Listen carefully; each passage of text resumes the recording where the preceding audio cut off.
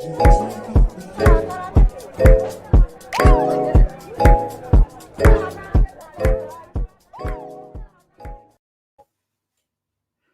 good morning, everyone. Here we are finally at the kickoff session for TCBL Days, our non-conference that will be lasting from today through December 2nd. Well, and this is the first of 4 Thursdays where we'll have keynote speakers in the morning and take a look at a TCBL lab in the afternoon. But let's get on with the show. I will first be doing an introduction to our topic today, to the TCBL, what it is and who's in the network, and also about this conference, giving an overview of the sessions to come in the following days. So, Beyond Bla Bla Bla, that's our title. And in fact, the real question is, excuse me, I've got to.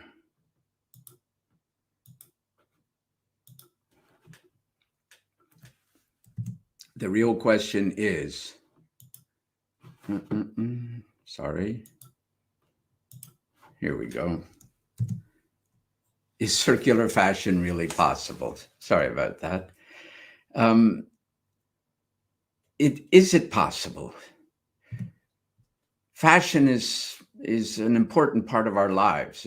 It's what's supposed to make us look good and feel good. And that's particularly the message that the big brands try to convey to us. But we know what's going on behind the scenes socially. We know what's going on environmentally. And we also are increasingly becoming aware of the fact that this industry seems hardwired to overproduce. 80 billion garments are produced every year, and 10% of those go directly to landfill, like what you see here. Individual companies are all promising change. They're all talking about being sustainable, recycling, and so on and so forth. And we have different consortia of companies all signing up to wonderful commitments to become sustainable again. But it's just simply not happening. This is a report from the Review the Business of Fashion that came out last year, checking companies' sustainability performance against the targets that they've publicly distributed. And to the left is a list of some of the most famous brands, and the columns represent different aspects of sustainability, like emissions, water pollution, materials, workers' rights, transparency, and so forth. And you can see that while some of the companies are doing all right, according to some of the criteria, the average, which is the black to the right, is pretty bad. No single company, despite all of what you've heard about, is above 50% of reaching their targets. As Barack Obama said just a couple of days ago, we are nowhere near where we need to be. Now, this is an important diagram because it shows that we don't necessarily need to depend on these big brands changing. This is a schema called the long tail that was made famous in the early days of the internet, in which it shows that the value of the top 20% of anything, from books to multinationals, is what gets all the attention because it adds up to a lot. They're easy to get to. And we tend to think that if they can change, the rest of the world will follow them. But Tim O'Reilly said in this famous article, why don't we look at the long tail? Why don't we look at the other 80%? They're more diverse. There are lots of them. They're smaller, but they add up. And they add up to be equal, if not more important, than the big brands altogether. Now, in Europe, at least, there are over 170,000 companies in the textile and clothing industry. Why are we paying attention only to the top 10 or the top 20. The real question is, how can we get into the minds of these 170,000 companies? And our bet is to make an open and clear declaration of values and look for people that can sign up to these values. They are committed, really committed to becoming sustainable. It doesn't matter where they are right now, but they are doing their best to try and improve, really, and not just greenwashing. That's what TCBL is about. It's a community, it's a movement of people who all share these values and want to move forward together. Now, over the course of the 4-year project funded by the European Union, we built a network. We got a very positive reaction to this idea of building a network of like-minded people wanting to change together. Of over 50 innovation labs across Europe and over 250 business associates that didn't just sign up, they were selected. We vetted them against their actual adherence to these values. And throughout the experimentations we did, over 16 million euro of value was created in the course of this 4-year project. So who's in this network? Let's take a quick look at some of the labs. Very technical stuff like biopolymer extrusion, integrating sensors, electronics into textiles, trying to dye with clothing and textiles with bacteria. You'll hear from the two ladies up front there later on this morning. Reciprocal learning, working with migrants and immigrants in sewing and learning different cultures. And finally, also artistic expression, exploring the qualities and the potentials of textiles. And what do the associates look like? These labs work with innovation, but they need to collaborate with people who are in the business and do the business every day. And we cover the whole value chain, starting from people who are working with farmers to get organic cotton. And this is a ginning company in Northeast Greece. We've got some of the Europe's oldest wool mills who are trying to modernize their production and work towards the quality, including of local sheep and local wools. We've got people working with natural dyes. This is in northern Italy. We've got people, this is in the Prato textile district, Europe's largest, working on the reduction of chemical uses in finishing, which is normally quite intensive use. We've got people looking for new applications for natural materials like felt. This is in Portugal. And finally, we've been doing experimentations with some of the smaller ateliers to try and have different styles of production, team production here for a more humane and ultimately more efficient production of garments. And finally, we've got some wonderful, crazy people. Dushanka Herman is one doing beautiful hand painting on silk, one-of-a-kind garments. So we've got the whole mix of companies. And our idea is that the value chains connecting these companies from that cotton, from that raw cotton and the sheep, through to the final customer have been broken by the big brands, and we need to reconnect them. And we can do that by bringing innovation through the labs into the different connections, into the different spaces between these different companies. We've worked on collaborative projects, bringing the companies and the labs together according to a strategic framework which identifies the different dimensions through which we can make a real transformation of the way the industry is shaped.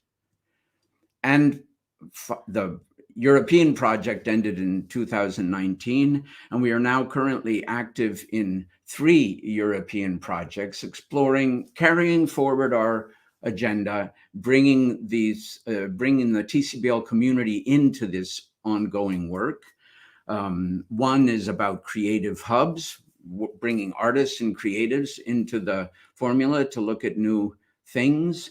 One is about bio-based textiles, local and circular production systems. And one is about bringing innovation to the textile and clothing sector as a way of bridging the gender gap and empowering women innovators. So from these, we got the formula for this conference: creative, local, inclusive. Sustainability does not have, like we saw in that earlier diagram of business and fashion, it doesn't have just one dimension. It has many dimensions, and we need to look at them all in parallel. And that's what we hope to do over the coming month. Today, we're going to be hearing from Mark Shayler, who is at COP26 and will give us a live report of what's going on. We'll be hearing from Becky Earley, who's also active in that Hereware project I mentioned, about designing for how we can design for circularity.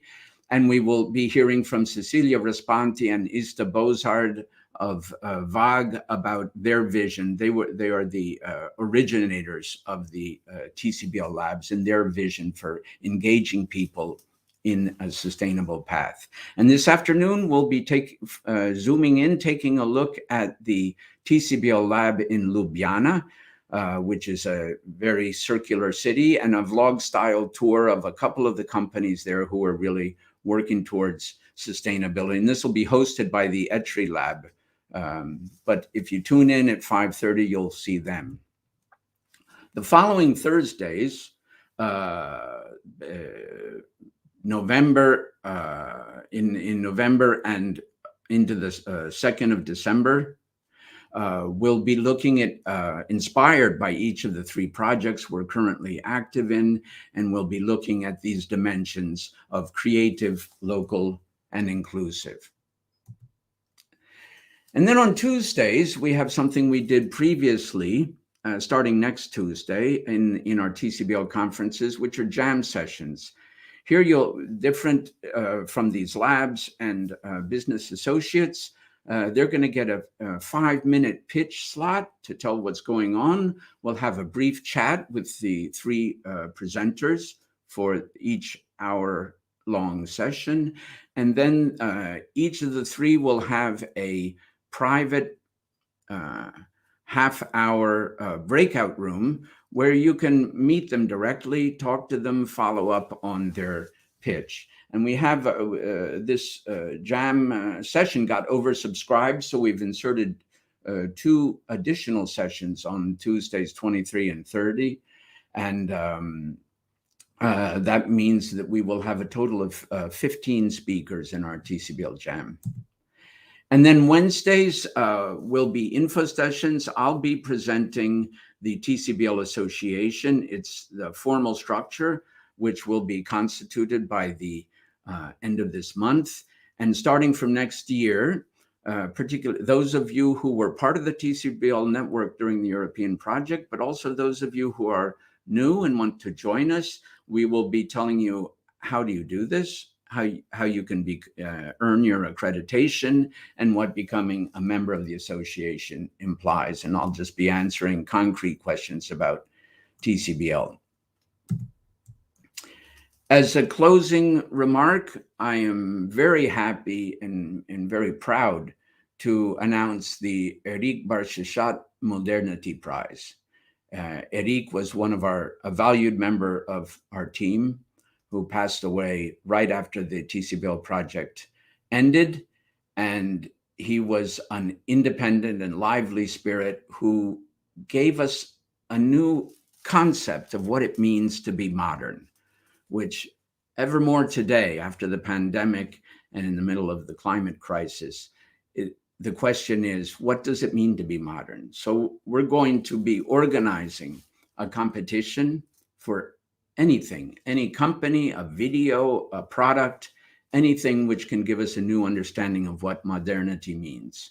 And between now and the next year's TCBL Days, we will be announcing how this is organized, how you can participate. And at the TCBL Days next year, we will be announcing the winner. So that's it from me, a brief introduction. I think here are some indications of how you can join us over these coming days. And Alexandra, let's get on to the next speakers. Is Mark with us? We've got to find him, I think, at COP26. Well, there he is. I'm here. How you doing? Hello, Mark. Over to you then. Excellent. Thank you. I'm in a little green bubble, which is exactly how it feels right now, to be honest with you. And when as I finish, I'll walk you around where we are, which is the innovation zone in COP. And what I wanted to talk to you about really was a couple of things. I wanted to give you an indication of what the vibe is here, how it feels. I want to give you some update on what's been agreed and what hasn't been agreed. And that's interesting and changing like really quickly. And then I'm going to give you some reasons to be cheerful. But sustainable textiles is something that I've been involved with for what seems like forever, actually, mainly because of poverty, not poverty, but student poverty. Having to buy secondhand clothes was actually a godsend because you end up not consuming, right? So that's one of the main ways that I work on my textiles. And every 3 years, I have a year of no new clothes, which is brilliant as a reset, just to kind of like get rid of that desire to consume, which is often never about what you're buying. It's always about how you feel. So we shop as an antidepressant, and that's really interesting and speaks of a much deeper malaise with the human psyche, or maybe just my psyche. So I think that's really fascinating. And then we see this general rejection of fast fashion, which isn't always bad. It isn't always bad. So there's some really interesting debate there, and I'm really looking forward to hearing that later. But in terms of COP, Jesse asked me just to kind of give a feeling of what it's like. So first off, there's a little feeling of eco Disney. There's a very sort of like almost like green cocking, to quote my friend Claire. She uses this phrase, you know, look at me, aren't I green? And you might be doing a little bit of good stuff. This is a business phrase rather than although actually it applies to individuals maybe more, interestingly. And there's a little bit of feeling of that, right? There's lots of selfies in front of the flower background that I was at COP, and I don't reject or that doesn't revulse me in any way. But I wonder if when you go home, it's a bit like going to Centre Parks. You leave your car on the edge of the place, you cycle everywhere, you eat locally, you talk to people and say hello, and then get back in your car, drive home and become the person that you were before you went. And I just fear that we may see a corporate version of that. While we're here, everyone cares. But what happens when we've got to go back and we enter into what is inevitably going to be a very difficult economic period over the next 5 years? So there's that little bit of feeling of that, actually. But I'm going to sit on the positive side of cynicism and say, I think people are changing their attitudes, and the public are, right? So all of you lot, you'll hold everyone to account if this doesn't happen. So that excites me. So what about the big announcements here? Well, firstly, the really big announcement, and we yet to see it, but it's coming out. It's coming, I think, tomorrow. Is likely to be guaranteed targets for carbon reduction, and this $100 billion a year to help poorer nations cope with climate change. I spoke at an event yesterday about sustainable agriculture, and there were 39 people with 3 minutes each, and I was 39th in that. And my analogy was going to be, if all you lot take all the time, I'm going to end up with nothing at the end. And there's an analogy on global wealth there, an analogy on global resource use. So I did make that analogy because it would have been wrong of me not to. And I think this $100 billion a year is really important. I don't know whether it's enough, but I think it really matters. And then the big news that came in end of yesterday was this kind of like sideshow of China and America working together to come up with an agreed reduction in carbon emitted. And that's more important than we can genuinely acknowledge. Not because the number matters, the number does matters, but because of the signal that sends to the rest of the world. Australia, are you listening? Right? It sends that signal to the rest of the world that actually this is so important. We can even put this kind of thing aside. And look, I'm 53. Right? I've got a granddaughter. I've been doing this for 32 years. I've failed. Becky, she's failed. She's the same age, a bit younger probably, but same-ish age as me. We have failed to explain the complexity and the challenge in an articulate way so that people come with us. It's taken crisis to make that happen, and maybe it always was going to. But right now, I'm feeling really positive in the light of those two things. So what else is going on? So the leaders from over 100 countries have promised to stop deforestation by 2030. Now that's amazing. That accounts for 85% of the world's forests, and that's really important. Forests are not the only sink. Oranges are not the only fruit. Forests are not the only sink. And I think if we look at things like seagrass plankton, if we look at things like soils, we can see a more powerful sink that is less visible. So yes, amazing and really, really good news. What else can we do that is maybe less visible, maybe a little less totemic? And how do we pay Brazil to do nothing?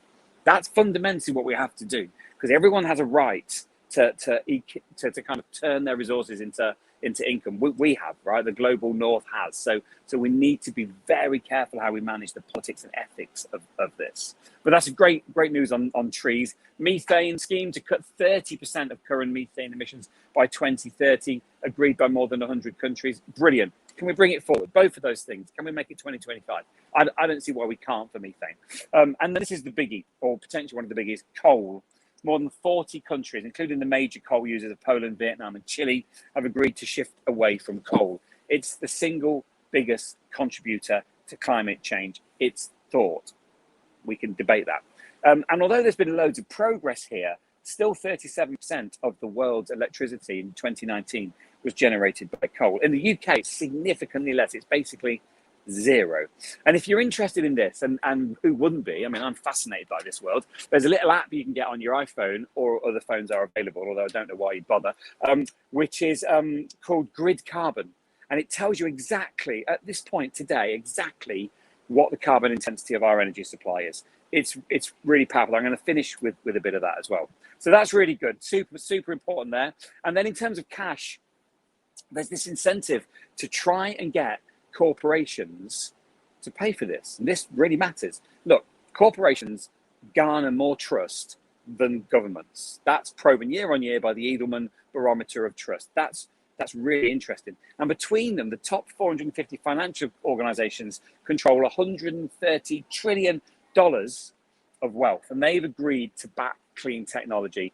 And that could be renewable energy, or it could be sustainable agriculture. Who knows where that'll go.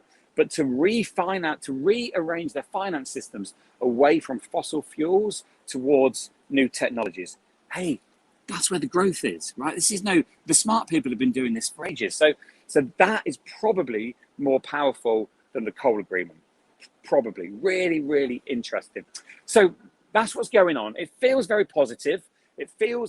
Look, I'm in a green bubble here, and I'm in a green bubble out there as well. Everyone is going, yeah, there's a little bit hand-wringing, a little bit of, we've not probably done enough soon enough. Absolutely. But things seem to be moving forwards. And just to give you a few reasons to be cheerful before if I have time, I'll walk you around. I'll be indicated on here, I guess. But there are some reasons to be cheerful. I think it's quite obvious that we're not going to hit 1.5. I think keeping 1.5 alive, as a dreadful soundbite goes, is not possible. I think realistically we're going to be hitting 2.5.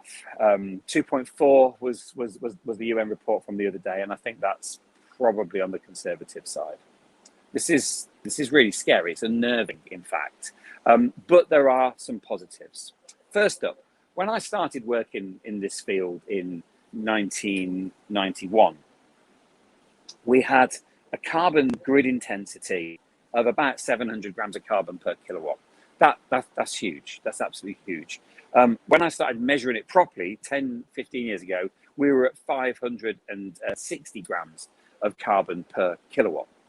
Right now, today, and I checked this morning on my way in, we're at 159 grams of carbon per kilowatt in the UK. It'll be less in France because of the nuclear power system there, and we still draw a little bit of that, not much now, but a little bit of that into the UK, and it will be shared around Europe. The interconnectors across Europe are incredibly effective.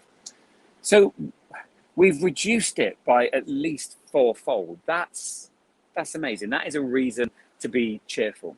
The second reason to be cheerful is right now, as I'm talking to you, there's a probe drilling down from Cornwall, from the Eden Centre, going straight down. It's funded by the Eden Centre, straight down 5 kilometres. And it's looking to see how effective and how cost effective we can draw heat up to then drive steam turbines to then produce electricity. And we're bringing water up at 4 kilometres. We're bringing water up at about 156 degrees. This is amazing. Superheated water coming up at 156 degrees. So talking to the people at the Earth Centre only 3 weeks ago, they feel that we can power the world with renewable energy like that within 10 years. Now, maybe they're wrong and it's going to be twice that time. I'll take that, right? Tim Smith is leading a team there that is doing extraordinary work. And then we've got the beginnings of a revolution in the way that we farm. If we can get 0.4% carbon in the soil, if we can increase the amount of carbon in the soil, we can treble it. We can begin to reverse the impact of climate change within the next 20 years. This is astonishing, and we don't need to do anything, right? Everything else needs us to do something. This needs us to do nothing other than to ask, can I have regeneratively grown food, please? Tell me about your farm. And there's a really massive opportunity here. And I haven't even got on to seagrass. Seagrass is incredible. And the whole seaweed world is phenomenal. If you look at the interest that we've got in antibiotic development, that is all happening in the bit between the land and the sea. There's so much positivity happening around there. So regenerative agriculture is a huge opportunity. It's also laced with challenges. The words, right, straight off, regenerative agriculture is very triggering because we used to farm in the West. We used to farm that way, and then we wiped it out. So now it's the indigenous populations that farm that way, and the risk is we will be stealing, borrowing, and kind of misappropriating what they do. So we need another way of talking about it, and we need to honour where it's come from, or where it currently sits at the moment. So there's some politics around that I think are really important actually, and we need to do that. So regenerative agriculture not only can sequester carbon at a phenomenal rate, but it increases the income for the farmer. So there is a social equity element to this as well.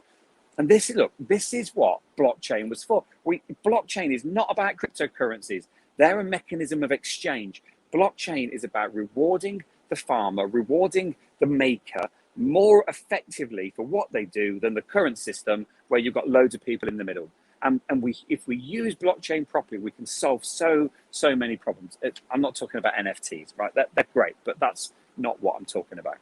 And then when we look at transportation, and there's some lunacy here, right? There's some utter craziness here. So first off, there's this dreadful EV outside. It's like a desert racing car, and it's an EV. Now, that just sums up everything that's wrong with the direction of some of the green cocking that we're going through. So you make an EV that can race through the desert with less impact. It's racing through the desert. It's full of impact.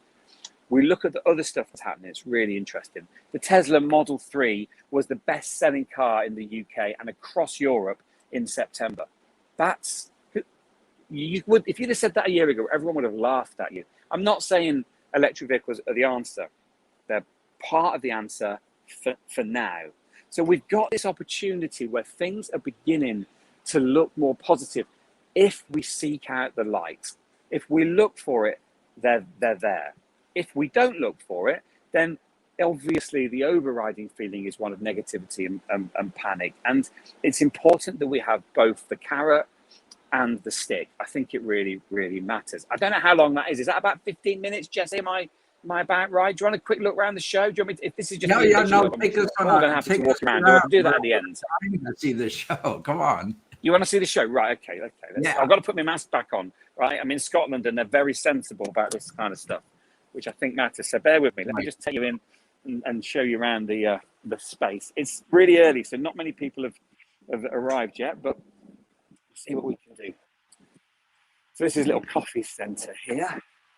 It's a bit hot, I'm honest. It's in a tent and it's a little bit overheated. This is salutary. So this is Mumbai at 2 different temperatures, 2 different levels of sea level. And it's, if I'm honest, it's a little bit scary. All of these are amazing. And then this one here, there's some incredible data on this screen here. And this screen shows a whole range of scenarios that are building and falling. And then over here, we've got the BMW circular car. So this car is made of circular materials, and it's an EV, and it's not drivable yet, but it is absolutely stunning. So that's that one. And then we've got a lot of stuff on energy. Scotland lead the way on so much here. Then we've got the Springfield Agri stand there. UPS have got this amazing pedal power delivery vehicle. I actually really fancy a go on this because it'd be good training for me. And then we've got over here, we've got GridServe. These are the people that have bought the Ecotricity network, and they're changing the way that you can charge vehicles. That's there. And then in this corner, this will be the last bit I show you. In this corner, we've got a complete focus on the way that we heat our homes, because we've got to phase out gas soon, and consequently, this area is the bit that interests me. Super exciting. So that's just a tiny little spin around what we've got here, and I will stay on, but I might pop off for a little bit just to recharge my phone, frankly. Okay, Jesse, back to you. Thank you, Mark. That was really fantastic. You brought up a lot of topics that will be definitely bringing up again in the debate. But let's move on and get the other perspectives that we've got in store for this morning. Becky, you there? Not as exciting, my background as COP, but here I am. But it's what's in your mind and on your slides that's exciting. So we are honored to have you, and really look forward to what you're gonna show us. Great, thank you. I don't think I've ever come to begin to speak following somebody that's called me a failure before. So thanks for that, Mark. But I know what you mean. It's like when you've been in it for as long as we have, and you're hearing so many negative things still, and just not enough of the positive kind of clarity that we've been sort of reaching for. It can feel like failure. Absolutely. We are too slow. We're all too slow. But I'm going to give you a talk today, which is looking at all the things I think we can do. And I'm going to sort of be thinking about where circularity fits in this picture of net zero 2030, and how far we've got, and really my focus is what's design doing, and how does design need to change for us to sort of really achieve all that we can achieve. So next slide, please. So I'm going to do a quick hello about me, and then I'm going to tell you 7 stories, 7 different shirts, and then give you some pointers at the end about how to stay in touch and how to kind of keep connected to these ideas. Next, please. So my background is in making textiles for fashion, and for 20 years I've been taking secondhand garments and remaking them and reselling them. Most recently, they haven't been sold. Actually, they kind of get remade and then they get put into exhibitions. So I'm sort of not really trading using these shirts anymore. I'm using them to really understand design and what needs to change. Next, please. And in order to really understand and get context and get the full picture, I work as a research centre director, and I work on projects very similar, in fact, the ones that Jesse mentioned in the introduction, consortium level, across Europe and beyond, working multidisciplinary with scientists, with brands, with policymakers, with user behaviour experts. And a lot of what I've got to show today really is coming from a project called Mistra Future Fashion, which was actually sort of ran from 2011 through to 2019. And I think what we found was that as designers, we come into these sorts of projects. The expectation is that we'll just make some pretty stuff with the stuff the scientists might be doing, and we all might make a bit of progress. And you know what? It's not like that at all. We've actually got design now working in a more level playing field with the material scientists, with the other disciplines, really looking for new models, innovative solutions right from the outset, and not just sort of being seen at the end of the supply chain. And that's a big sort of big thing to note. Design has got to be in there from the beginning and not just taking the materials and the products being offered to them at the end and making something at that stage. Next slide, please. Now, this is quite important. If you could put that full screen, I might be able to, thank you. Circularity will not solve everything.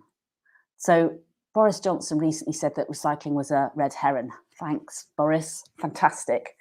Our Prime Minister saying things like that.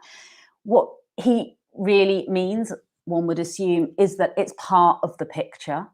And for fashion and textiles, this report on the left comes from WRAP's Textiles 2030. We can see that by using recycled materials and making our products recyclable in fashion, we can have up to a 26% reduction. Now, that's a kind of an estimate figure, and that's given the current state of fibre development and technology. We're working with the assumption that actually that can be much greater. But circular fashion, in its sort of tightest definition, is making products that can be recycled. But we can do so much better than that.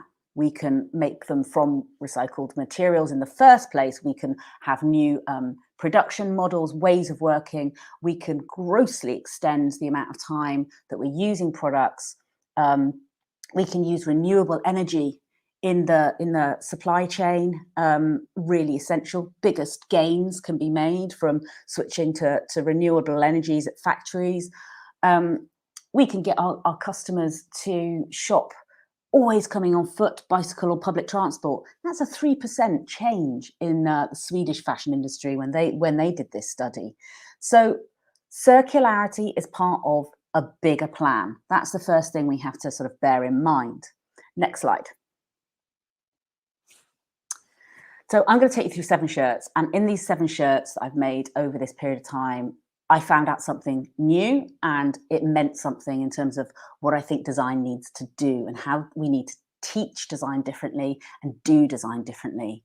First of all, as a designer, get in there and find the supply. What is waste?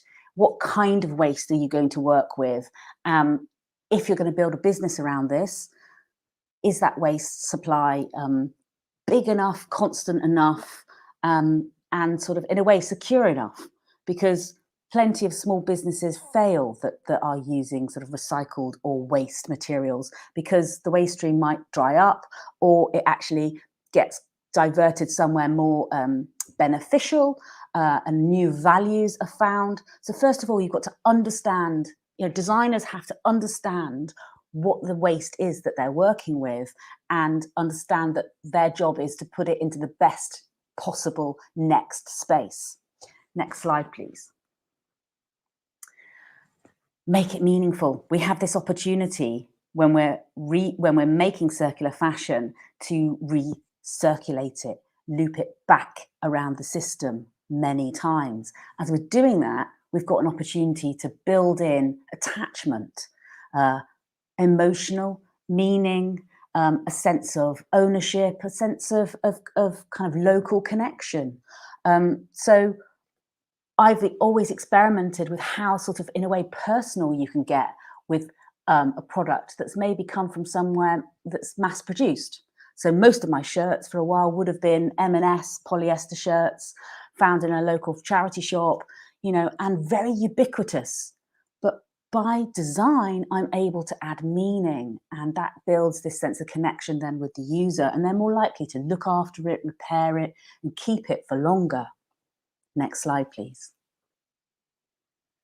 We need to find the best ways to make circular fashion. So what technologies are there that actually give a unique finish and a unique offer from our recycled product, but are also incredibly low impact?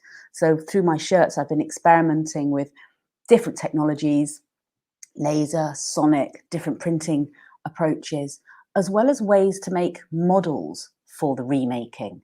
So you can't take every single item individually. You have to have a sort of standardized way to remake something in a circular fashion context.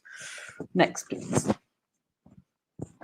And you've got to understand what the industrial symbiotic loops are. So when I was talking before about waste streams, where is your waste stream? Where is it coming from? But what kind of loops can you marry up? So can you take, like in this example, waste from the textile industry, but through design, actually loop it into another industry? Here I'm making jewelry from textiles, detachable elements that are on a shirt, but I'm actually taking sort of waste materials and upgrading it into and adding it into another industry. Now, this is just my example. There are much better examples of industrial symbiosis, but it's going to be the connection of the loops, the way we connect them up, that's really going to give the circular economy its sort of true value. Next, please. Bring other people into the process.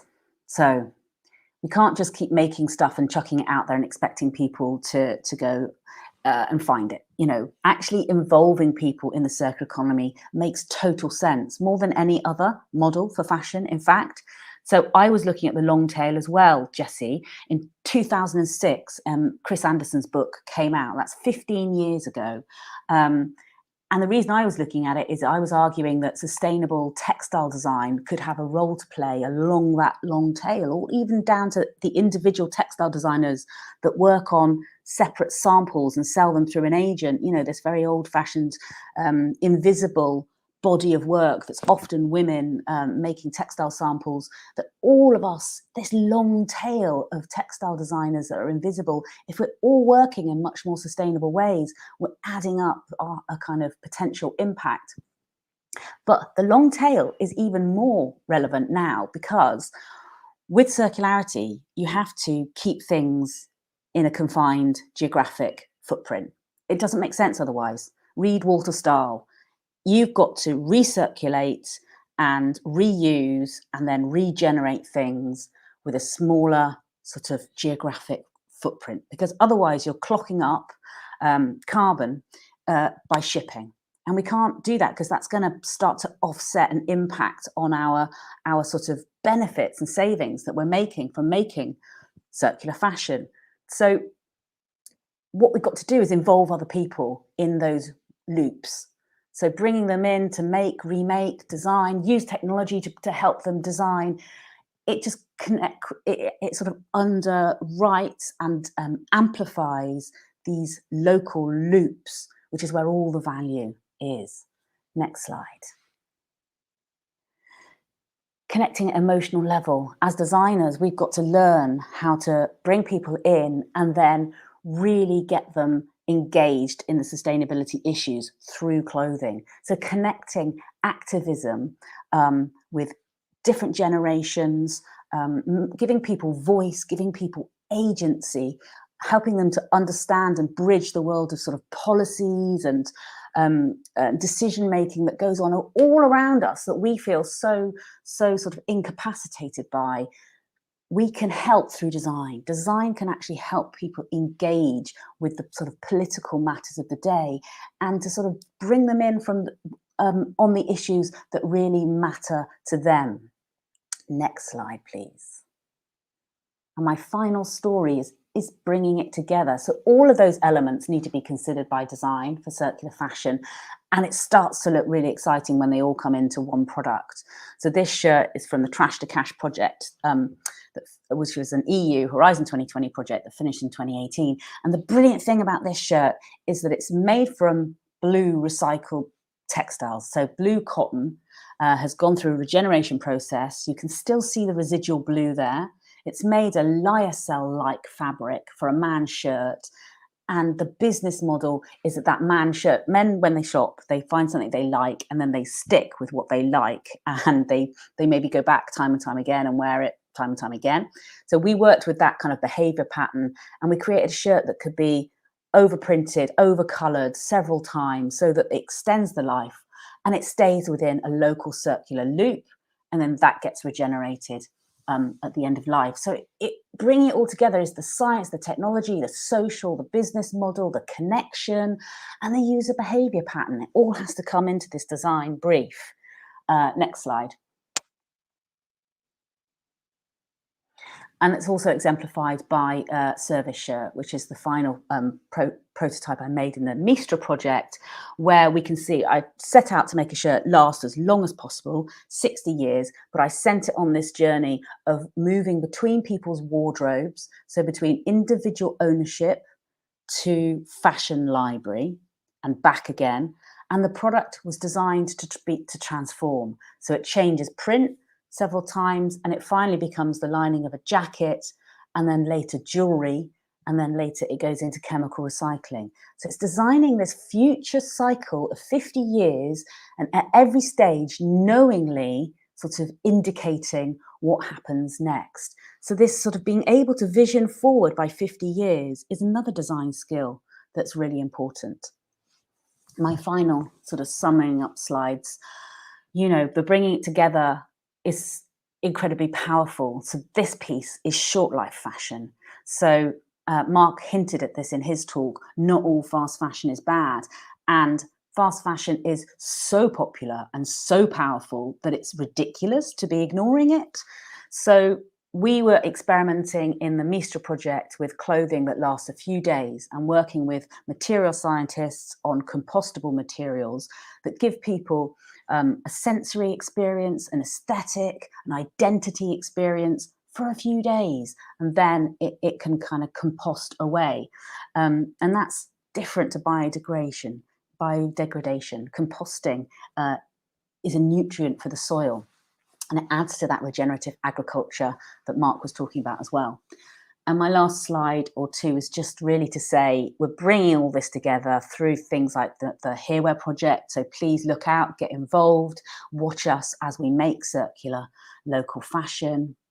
And my final slide is you can also get involved through World Circular Textiles Day, 8th of October every year, bringing everybody together, design, brands, manufacturing, policy, advocates, everybody. We've got to push on this together. So thanks, that's my bit.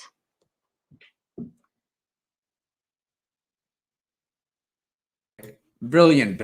Thank you for that. That was really, really stimulating. A lot of ideas coming together that connect with what Mark was saying in a very interesting way. I'm really looking forward to our discussion afterwards. First, let's move on to our final speakers, Cecilia Raspanti and Ista Boszhard. They're Hello. both with us. We weren't sure Ista would make it. Really glad to see you, Ista. And you guys have a high level, long-term vision.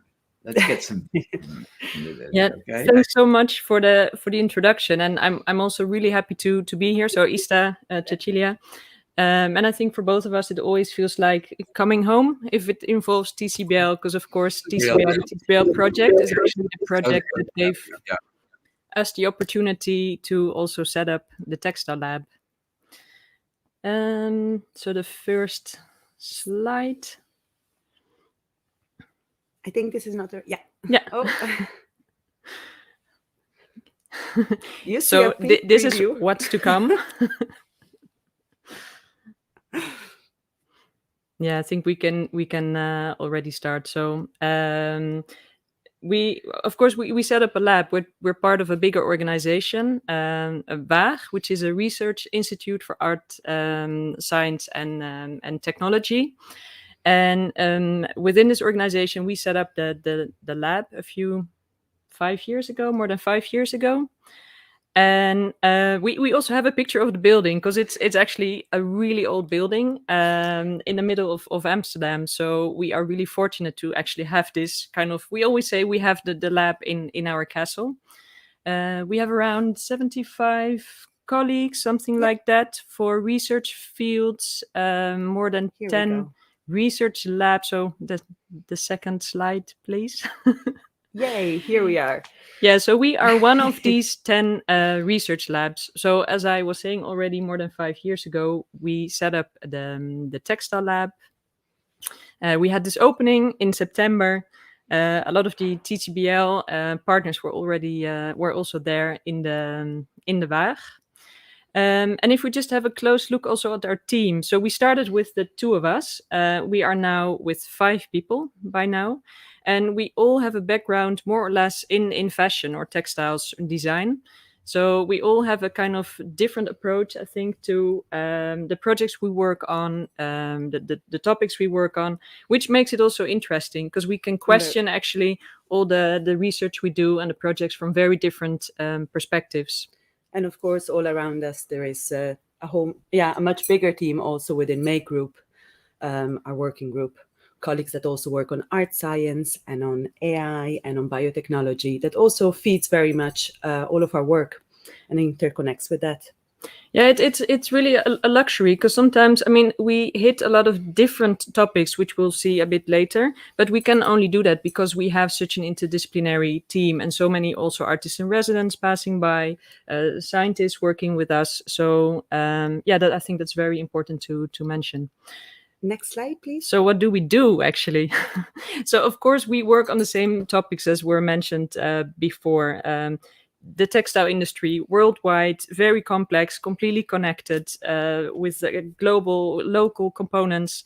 And we kind of started off with how can we make this better? Where do we start? So we experiment with knowledge coming from craftsmanship, because we always say a lot of things are actually already there, but we just forgotten about it. So with the heritage, also technology in a very broad sense, digital fabrication, we have a fab lab, biolabs, also biotechnology. And we believe in collaboration and transparency, because we cannot build the new next big system. So we need to be transparent about how we question, what we do, how we do the research. And how we do it together, really creating a sort of collective intelligence, because I think also how both Mark and Becca earlier mentioned, and also Jessie, of course, the textile industry, textiles are everywhere, and the textile industry is actually made up by so many small SMEs. And we need to bring all of these together to do our work and actually balance out together to create a bigger picture. And it's always nice, because sometimes we still hear people saying like, textiles, clothes, man, not my cup of tea. But of course, we all get dressed in the morning. We sleep at night underneath the sheets. If we drive our car, we're sitting actually also on textiles. So everybody is involved in this industry, which also makes it quite an interesting one to also have an impact. Next slide, please. So we do this really, we try to do this every time more and more in a holistic approach, value-driven and embodied. And we say an approach that is personal, that cares, because sometimes we do miss this in a more traditional textile industry. And we think that this is so important also to really support each other. And this is why we work always in such a networked way. And when we say network, we really mean collaborative. So we do this with a research methodology that we've been developing in the last 5 years that tackles the research questions through 5 entry points that we will be looking at right now. And these are materials, tools, processes, systems, and culture. Next slide, please. And yes, you can laugh with us. This is a little bit how our research methodology looks like. And it's voluntarily looking like a UFO that glitters at night, because we do think that if we do this, we also need to have this joyful approach and also explorative, where mistakes don't fully exist anymore, but we experiment and try to find together new solutions. And if somehow this image also reminded you of something else, next slide, please. You might think of something like this. And yes, we wonder what is a holistic approach and how does it touch upon everything we do as human beings, and being humane and living in sync with everything that is around us, not only people, but also organisms, cities, nature all around us, and all of the landscapes with us. Because this is, of course, also a system to look at energy. So I think this is also a constant. The methodology is in process and always. So if you have an idea also for a 6th or 7th or 8th layer, let's see what we have in 2 years. I don't know, next year. Next slide. So these are our research lenses, as we mentioned. They really work as entry points. And of course, we start with materials because, as was said also in the previous presentations, materials are everywhere. They're so much the start of what we do. And often we just think, oh, I'm going to design this, and I think I need a material like that. And we go and look for a material. But materials, again, are all around us. We can craft them, we can research about them, we can look at what is abundant locally and actually lean on that knowledge to actually create new opportunities. And the same way with tools. When new materials come, new tools and new processes, but also new ways of teaching and training and transferring knowledge, because we see those also really as processes. And systems trying to tackle infrastructures also at a much larger scale, to then, of course, culminate in what for us, I think, is also the most important bit somehow, a sort of culture change, a mindset change, an approach change. To the way we deal with textiles, to the way we love and hate textiles, and how we can make it, again, something that we're so comfortable and happy with. Next slide, please. Each of these research lenses actually expands on 3 further layers that we will be looking at. We call these layers strategies or modus operandi, because they really tackle the approach with which we do projects. Next, please. So a research lens, as we said, is our entry point. The second layer is what we do with our peers, with other researchers, and it is to explore and research. It's very in-depth and hands-on. The knowledge exchange part is what we do much more with networks, where we explore back and forth how we can do things differently together and bounce off ideas of each other. To then do what we call release, which involves very much releasing information also in a fully open source fashion, because everything we do at Textile Lab Amsterdam is open source. We always try to document everything, even all of our mistakes, because as said earlier, we don't truly believe there are mistakes. There are sometimes unexpected outcomes that actually give us the possibility to reflect again. And we want to do that with our communities, also to understand how we can further facilitate them, support them, enable them, but also what do they need from us, but also what can we offer in the meanwhile for them to create constantly new opportunities and new choices. Because at the end, we think that textile is very much also about making choices and making them together. And I think it's also important to mention that also in our work and the research questions we have with the projects, we always need to kind of jump in these different from strategy. So if we only make, it's limited because we don't know how it relates to our peers or networks or communities. If we only work with the communities, we kind of lose the understanding of the research and the material we're talking about. So we always need to make sure the projects go kind of back and forth to understand what we're doing. Also to really create these new narratives. And these come together, next slide please, into our research methodology.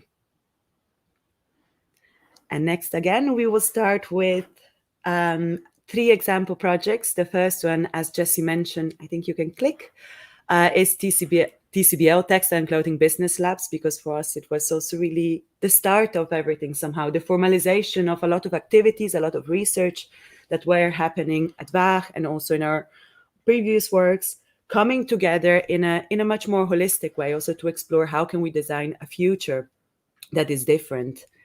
Next. So we did this also, as Jessie mentioned, starting in TCBL, coordinating also the labs, exploring what a lab is and how do we also differ from each other in all these different labs, because we see that in networks, the most important thing is actually creating also complementary networks that can feed each other, that support each other, that builds upon each other's knowledge. And the principles, of course, were really at the core of all of this, because working in a value-driven way, you can bring together these complementary networks. Next. We would love to zoom in Bioshades. Bioshades, I think, was, at least for myself, really the favorite piece. I'm sorry to put it this way. It was an amazing research. It was an amazing journey, I have to say, Together with other labs involved in TCBL, we explored materials, processes, tools to create a change of culture. So tackling the 5 lenses in a slightly different way, in a more hands-on way. We really explored with materials. We created what we call now a lab-to-lab project. So how do we research together with others and then let it culminate into a distributed campaign where all different labs can actually participate, learn at the moment, like what they're going to be teaching to others, and transfer this knowledge further and further. Next slide. So the outcomes here really for us, this distributed research, because this little picture of the bacteria you see is one of our first double dyed Petri dishes. So we also really love to do the things ourselves, open up, demystify the technology, look at biotech and say, okay, is this really as big and complex as it looks like, or is this something we can break down into understandable little bits to take it a step further, to open opportunities to others? And of course, all of this is documented in an open source fashion with videos and movies and tutorials, but also booklets, so that we create a sort of mutual literacy as well between scientists and designers, because very often we see designers have a lot of questions, a lot of problems in textiles that actually maybe a scientist coming or a technologist coming from a completely different field can actually answer very easily. But bringing these two together, sometimes there is a need for exploring language in a different way, protocols next to design processes, to then feed this collaborative knowledge networks, work in, well, what today is reality, what we called hybrid learning in 2018 was not the normality. So we organized this first distributed hands-on live hybrid workshop where the participants were learning with us on the go. And then, of course, did a lot of also exhibitions and other publications, a way to create awareness that this is possible. And we still see a beautiful, I think, ripple effect of BioShades and all the people involved in this project, because we were really a very, very large team. Yeah, and I remember also during this distributed workshop that we did then for the first time, it was so much fun also with all the other instructors in the lab. So it was kind of held and guided at Waag, but also the other ones guiding their local teams. And we had this WhatsApp group weeks before also to prepare, and all dealing with completely different problems. One country was much hotter, which had an effect also on the growth of the bacteria, or more humid.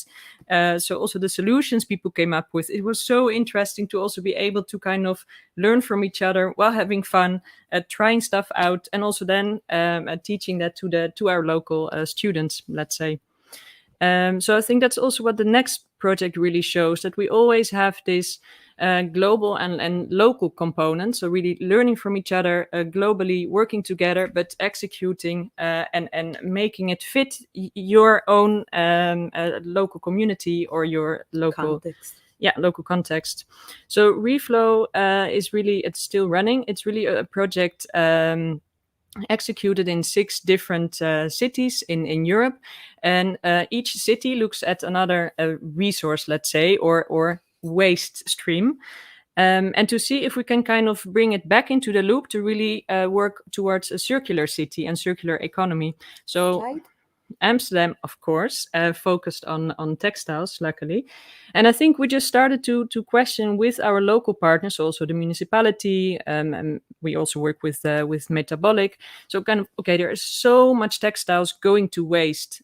How can we make sure it's not linear, but circular? How is it actually possible? Where does it go? What are the opportunities?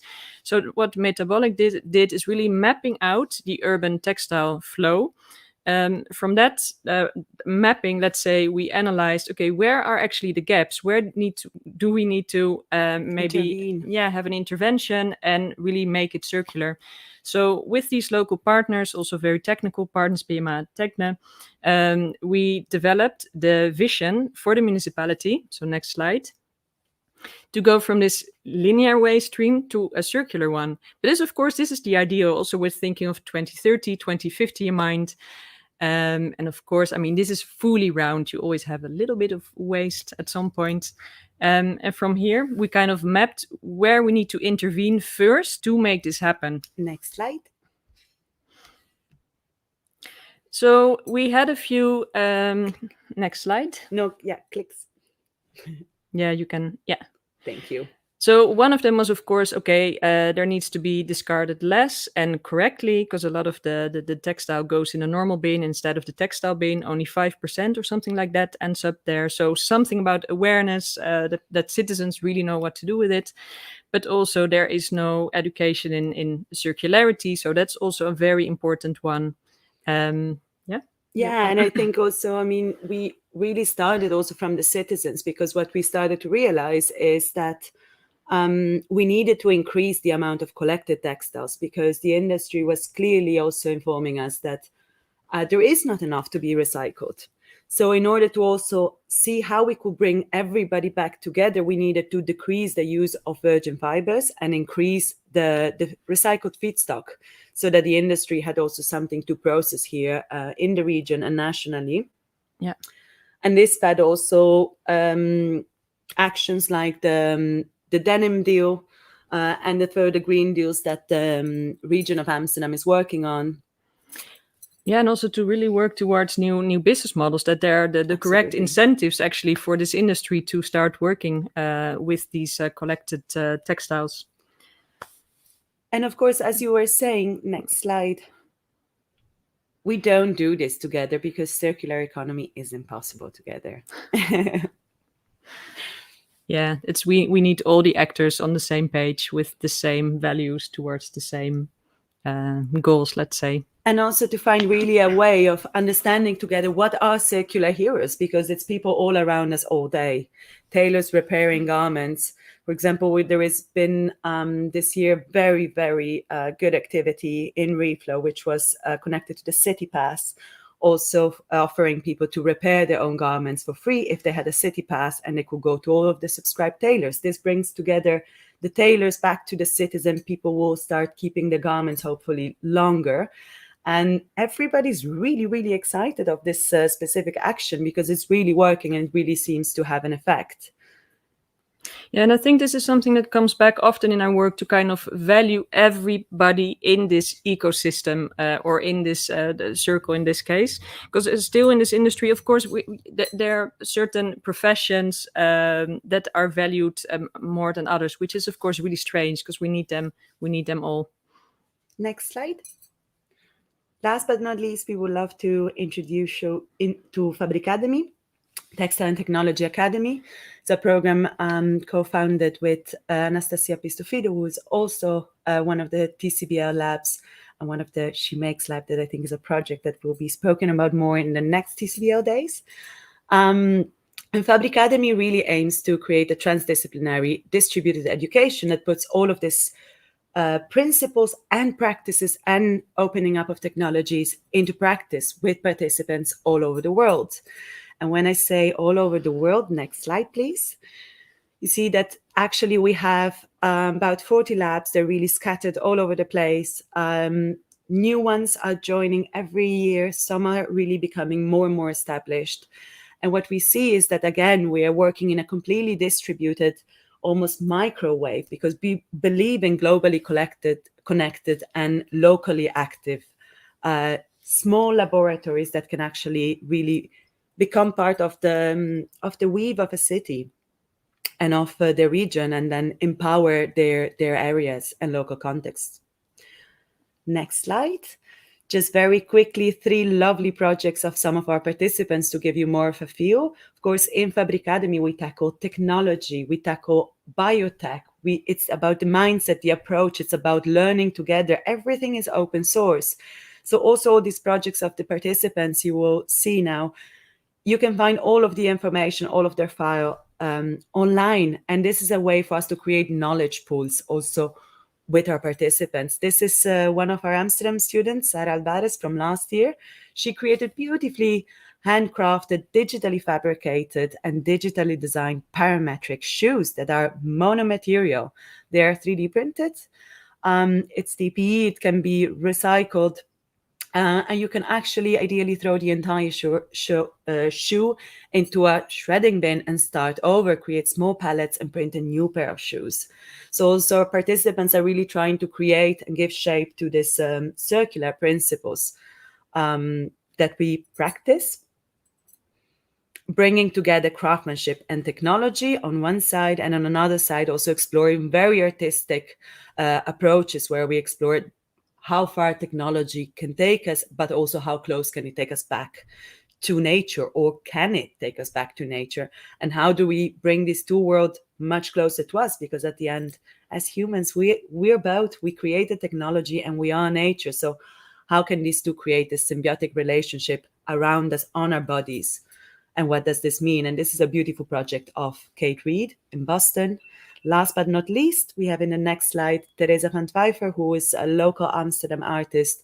She does amazing work in actually really from the tradition, from the craftsmanship, but also the new technologies, bridging everything back together to create beautiful narratives. They're almost movies, entire stories where the garment has such an important function. This is, for example, a sleep warrior, and everything is connected back to us as human beings and how we connect, how we are in sync with nature, and how do we bring that back. And he was really addressing actually the lack of sleep that the world has, and wondering if we would all sleep a couple of hours more, if we will be a little bit happier and sweeter and better with each other. And I think we have our last slide. Click, please, which brings it all together, because again, while working on this, every time we realize it's about networks. For us, it's about the people. It's this humane aspect, and how can we all value each other? How can we complement each other? Yeah, because that's also our approach, sort of like same vision, same goal, but coming from two different sides to feed each other. And I think, as Jessie was started, of course, already, I mean, I remember often we had the discussion within TCBL really at the start, like, okay, do we need to change the big players, or can we actually connect all the smaller players? And I think that is really what we try to do, and to keep questioning constantly, because if you work on a material, you change the way you work. If you change the way you work, you also has an effect on the material or the tool. So it's a constant going back and forth. I mean, culture creates systems any other way around. So I think, it's kind of scaling up the discussion we have constantly and the questions. And it is jumping between back and forth with the main question. Are we working towards circularity? How do we get there? Can we get there? And I think we debate every year. It's different. It's one year we can, and 10 minutes later, we're like, can we really? But this discussion is what is needed to get people on board, to be comfortable, to make it happen. And also to make it fun today, because often it's about the future, which is kind of, it has a risk of postponing solutions, but it's also really about today. So thanks a lot. Last slide, I think, says yes, our context. So, thank you, Cecilia. Ista, that was wonderful and inspiring as usual. Really. I'd like to also mention and add that Vaga is going to be hosting the TCBL Association. So we're doubly grateful to you for having developed the lab model and for helping us to carry the network forward. Alexander, are Becky and Mark still around? Mark may be wandering around the call, but we can grab him sooner or later. I took some notes and was thinking, well, if Mark's not here, we'll have to do the violence of talking behind his back, which I think we can do.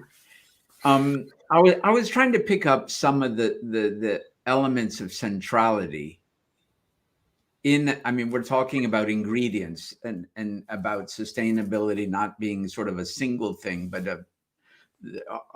trying to piece it together from different ingredients. And well, Becky, you gave a very clear idea of the centrality of design. And design, I used to be a designer in a previous life, and that was a designer who would get input. You'd hear about people from marketing, you'd design something, and then they'd put it into production, and ciao, that was it. But in your world, the designer is a part of every moment. When you get away, when you sort of think of deindustrializing, the designer is everywhere and at every time. And design sort of needs to be an attitude, an approach that I think needs to be become part of the way we do things. Designers are professional, can help guide and give shape to this thing. But this logic that it could be different, that's what makes a designer tick, I think. We could do it another way. There is another possibility. What shape will this thing have? Where do you see that? And that sort of puts the designer on the long tail in a certain sense. I think the long tail is everywhere. We'll be getting back to that. Yeah, and design is all around the life cycle. So yeah, exactly. We absolutely need the materials design expertise and knowledge in that part of the cycle. We need the product design, but we need service design, communications design, systems design. So what we're at the moment, and I'm coming from an academic background, I'm in a university, I'm teaching design to the next generations and have been doing that for 25 years. So what I'm trying to push for now is that we break down the interdisciplinary barriers that sort of stop us understanding design in its sense of what it can change right around the system.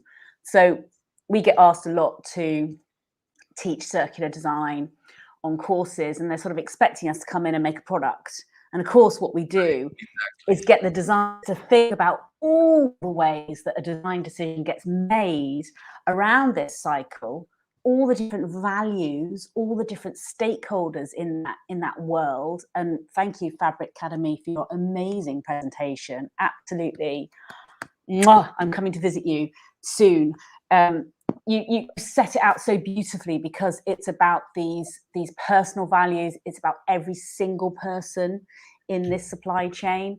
And we often talk about circular economy and circular fashion as something the brands are doing, and it's so much more than that. Now, we need them to make products better. We need them to shift away from linear to circular wherever they can. And it's not with every product, it's with a range of products. And there are always going to be losses from the system, and we'll never be circular. Look, we know that, okay? It's not going to be 100% circular industry. There are too many leakages in the system. It's too expensive, and there's too much change needed. But what we will have is vast, massive reductions if we get it right. And it's understanding the appropriateness then of where those reductions are best made. And it's understanding then all those places where design can nudge, can change, can reimagine and redesign. So I do think about design in this really holistic way. I'm really passionate about it, but when I get asked to go and sort of teach on a course, can you make a recycled product? I scream at the course tutors and tell them what it is that they should be doing. So I'm a little bit disruptive in that sense. But my God, we're getting there. We are getting there. And in a way, the pandemic has been a really exciting time, because we've moved online. Those borders and boundaries have come down. And me and my team at Centre for Circular Design are able to teach right across the courses, right? And suddenly get a room like yesterday full of 360 design students with specialists from Australia, America, we were doing 10-minute presentations to this massive group of students, all coming at circular design from very different angles. And then the students are going to go away and work in teams, multidisciplinary teams on projects. And that'll be done online too. So, it's a hopeful moment. And I love that your other speakers are hopeful people too, because we need so much hope and energy right now. Yes, we do. But we're getting a lot of hope, I think, out of this morning. And I think that Cecilia and Ista, I think the main thing that I'm seeing you guys doing is that word that you taught me, reframing. And reframing is a sort of very transformative thing. It's sort of, you look at something and we're going to think about it in a different way, and you really get that across. That's what research is really about. In the same way that Becky is taking design out of the sort of designer's professional clothes somewhere else role, you're doing the same to research. Research becomes part of our daily life. You connect research with activism, and research is not just before design, even. It's research is everywhere. And research is also another way of saying, well, it could be done differently. And we've got to reframe and rethink those things. And that I think gives us a sense of freedom, no? That it's not as bad as we thought it would be. If we have the courage to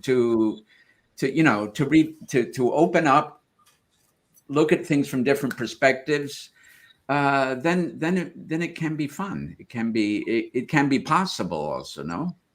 What's your take on that? Huh? Yeah, and I think we also have a very broad understanding of doing research. So it's really the hands-on research, but it's sometimes also coming together with some people. And I think the pandemic supported that kind of in a harsh way, but supported that process of, hey, things need to be a bit different. Why? I mean, we see also that this industry, that people have the tendency to exploit each other. It's not only far away in the production countries; it's also happening in the Netherlands. Interns working at night working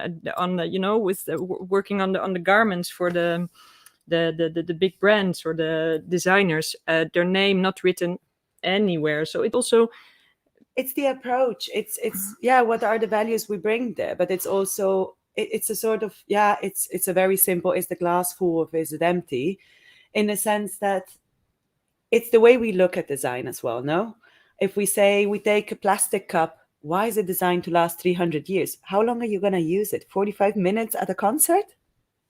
It's a hilarious. So we look at plastic, oh yeah, but it's amazing, it's waterproof. And I'm like, yeah, that's one of our main issues. Wait a minute. So if you take all of those bad points and then you say, okay, this is our challenge. We want the exact opposite. How do we design starting from those principles?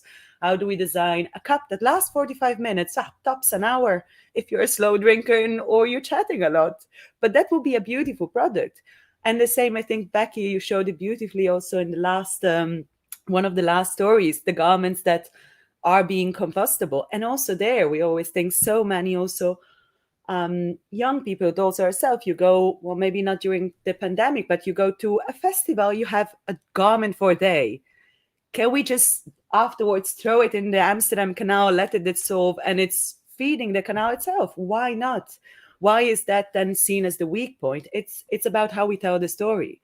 I see the same thing in natural dyes, where designer tells me, oh, but I want the same color everywhere. It makes me laugh. I'm like, no, it's alive. What if it's the story you tell with it? What if it's onion peels coming from the south of Italy? I mean, it's a beautiful story. You can phrase it the way you want, but it's not greenwashing. It's about valuing what truly is there that is beautiful. And this is also a bit the change of perspective. So it's on a humane level. It's the way we look at the world. It's the way we feel part of nature, not saying, oh, there is nature, there's humans, and there is technology. It's all one.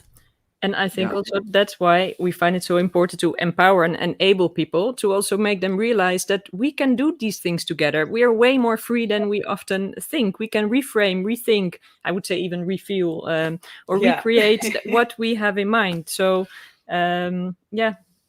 we have to think it is possible. Yeah. We've got a question from Paolo Guarneri. We've actually got another question from Tatiana Calamar Morales, but can you explain a little better your question while we're addressing Paolo's? Paolo's got an interesting point, because he's saying that we have a sort of common perception of recycled as sort of, somebody else had it. It's with something's brand new, it's all mine and it's only mine. How do you think we can work on that perception? Can I jump in here? Take volunteers, absolutely. Thank you. So some things get better with age. Me and Becky being two of them, and some things like denim just look beautifully whiskered with age, and they're hard to break in, right? So there's a whole market in second hand, which is pre-worn. That's amazing. Maharashi does something else. They'll take old items and then embroider them and bring them back to life, and then put another 2 zeros on the end of the original price. And I applaud that. There's no, my Maharashi jacket is my favourite jacket, actually. And then we go even further, and there's a company in Derby in the UK called Rework 1348, I think, and they'll buy old fabrics and then remake them into new garments. And so whichever tier you want to go with, and I'm really sorry, guys, because I missed your presentation because I had a load of shit to deal with here. But I genuinely think that it's our perceptions that are wrong, and there are ways of changing them that already exist. We just haven't looked hard enough. I love pre-worn. I love secondhand clothes because, frankly, the more unique, I want to stand out as I'm getting older. I'm turning into a little bit of dandy. And if I go to Zara, it's just what everybody else has got on. So I won't. I'll go to the secondhand shops, get something, and then I'll pay someone with phenomenal skills to make it look even better on my slightly bulky frame. So I think that actually pre-worn, recycled is where the point of difference and the expression of self truly comes from. And our beliefs and our understanding of our own ego are so intertwined with fashion, it's untrue. But we can do something really positive. I've spoken too much. I'll hand over to Becky. No. I just wanted to build on what you were saying, Mark. Absolutely. And I think that we need to appreciate consumers/users in all their different sort of forms and what their emotional, psychological needs are at any stage of their life. And you talked earlier about students and what they might need because they haven't got much money. And, you know, I look at what my 12, 13-year-old daughter needs. And, you know, we actually need to understand, you know, where we are in our lives and the sort of how the values can be much, much more aligned with circular fashion and what we're able to bring through. And I would just say that I think we should still want new things, but understand that when we're buying that new thing, that we can only buy from that place, and it's a virgin resource that, you know, it's been made that way. Maybe leather shoes, I don't know. It's been made that way because that's kind of the best way. And it's sort of a proven thing that probably is the best way. There are going to be some things that aren't going to shift to a circular model, aren't going to be totally different materials, will stay classics or, you know, sort of like foundational products. I think I'm quite a realist, so, you know, bear with me. Those things, I think it's like food. We buy it knowingly, but we've got a palette of options available to us, and we understand ourselves much more. We're not just being bombarded with stuff and told you're not thin enough, young enough, pretty enough, you don't have enough friends, so therefore go and buy this thing and you will feel better. We've got to develop our kind of understanding of ourselves and each other so that we can say, I'd like to look nice today for this event. You know, what options have I got available to me? I'm going to invest in this piece or borrow this piece, and it's silk, and that feels nice. And I've only got a few of those, not everything's silk, you know, and then I've got these other things as well. Yeah, so it's like this considered portfolio of options. The original question is like, do we feel like recycled stuff is a bit yucky and new stuff is sexy, right? Sort of yes, but as our understanding develops culturally, we will begin to think, and we are already, I would like something recycled because I've contributed to net zero, or I'm not using oil anymore, or I would like that recycled thing, and actually it looks quite cool, or it's been done in a nice way, or I'm supporting this group. So our decisions get connected to other values. But I think new should feel sexy. I still think it should, because actually we need the markets. We need the economy. We can't be idealists and just exist in these circular green bubbles, which we love and we have to be in to do good research. But let's be realistic too. And I will still have the occasional new thing, but my wardrobe is full of recycled secondhand stuff too. That's what I wanted to say.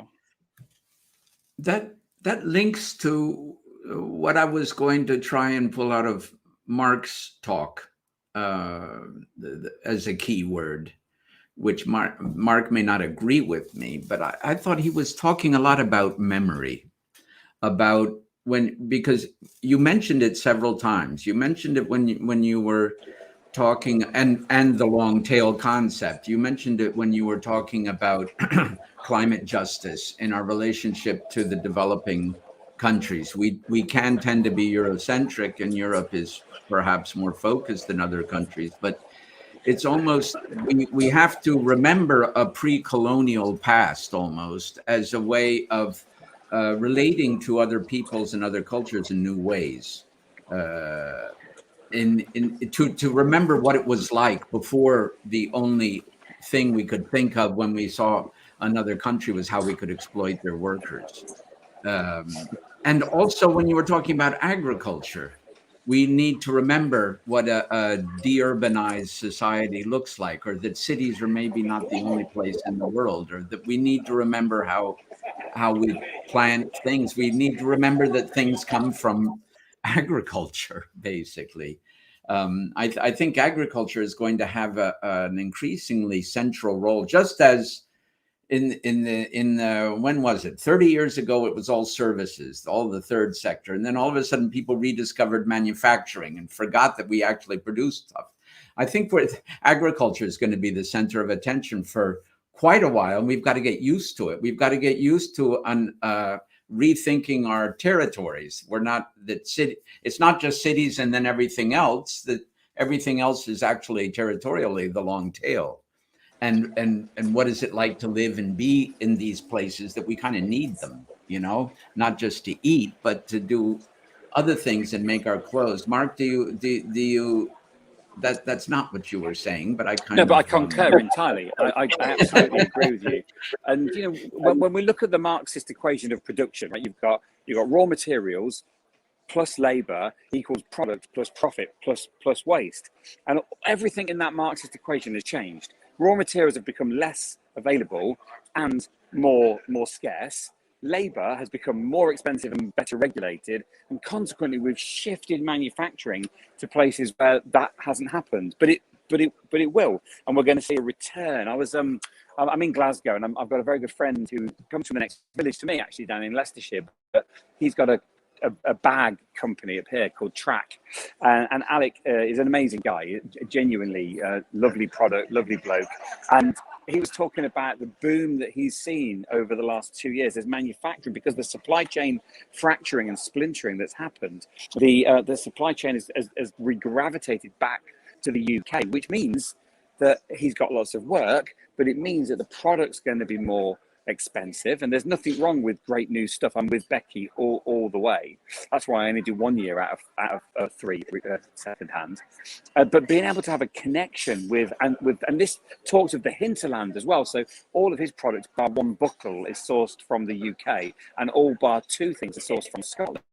But understanding your manufacturing hinterland, what sits around you, ties you more emotionally to that product as well. So everything that you've said, I completely agree with. And then if we look at the second part of that Marxist equation, profits have got, and product and waste has gone away. There is no away anymore. It's more expensive. Profits are pretty high for the retailer, so therefore the direct-to-consumer model is going to become more and more important. And that entire Marxist equation has been shuffled. This is a cry for a redesigned business model rather than necessarily new materials or super, I'm not a massive fan of compostability in packaging. I've got stuff in my compost heap that is home compostable within 30 days. I've had it there 18 months. And I've got a good compost heap that I turn regularly and I urinate on a regular basis. And even then, it's not working. So again, there's no such thing as a bad material. There are just really bad systems, and the systems haven't caught up with the technical capability. So I'm with you all the way, Jesse. It is about memory, and for me, it's about emotional durability. And I don't want to replace some things because I just love them so much. Other things, I've got a really basic Uniqlo t-shirt on. If I get 2 years out of it, that'll probably be it. It'll wear thin. But I know what it's made of. It's made of polyester. I can reprocess that. That's cool. But with this thing, on my jeans, they're inheritance pieces. They're going to go, if my son's the same size as me, which I can assure you he isn't, they will go to him in the end? Have I answered the question, or have I just yorbled on? But that's the fun of these debates, isn't it? I have now a sort of a big question for all of you. Particularly Becky, who likes to keep saying, you know, we do have to buy new things and that kind of stuff. My question is, do you think the long tail is going to be able to wag the head? What I mean is, if we work with the small fry, with the little things that have totally different cost models, totally different organizations, totally different supply chains, maybe sharing the same values, maybe the big corps are just unable to do what they would like to do because of they're locked into their IT systems, to their organizational, their management structures in schools and so on. To what degree do you think, when do you think could be a tipping point where if the long tail is able to organize itself and find competitive, though not necessarily scalable business models that the large corporations can learn from them? I agree with Mark that I think it's all about business models, because that's where that's where everybody's trapped and nobody's happy. So who would we need to get into this conversation in order to answer that question? Again, the question is, can the long tail wag the head? Yeah. Or is that the solution? Or is that what we would hope to see? Yeah, we're in that green bubble world again, aren't we? I mean, I look, I'm building a world that I want to live in and spending all of my time, energy, effort, educating my children, educating students, you know, on the tail end. Okay.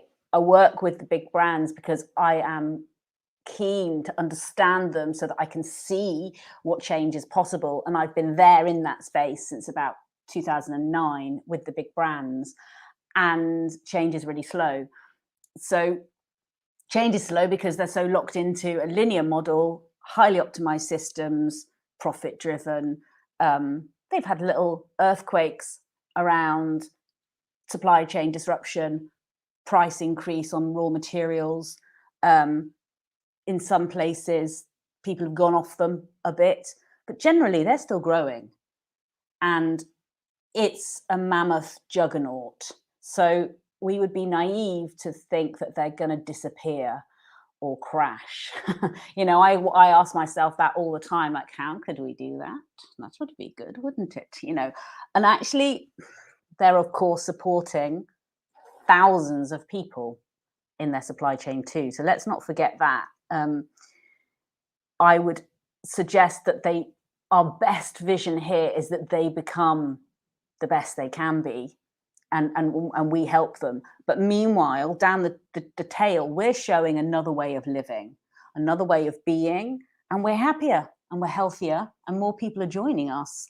And this is a fabulous space to have a family. This is a fabulous place to have a quality of life, to live in a community, to be protected from the impacts of the 2.4 that's coming down the line, and look after each other. Big brands aren't going to be looking after each other, us in these communities, when those impacts are hitting us on a daily basis. So this independence and self-sufficiency and resilience and creativity will be compelling to many, many, many people.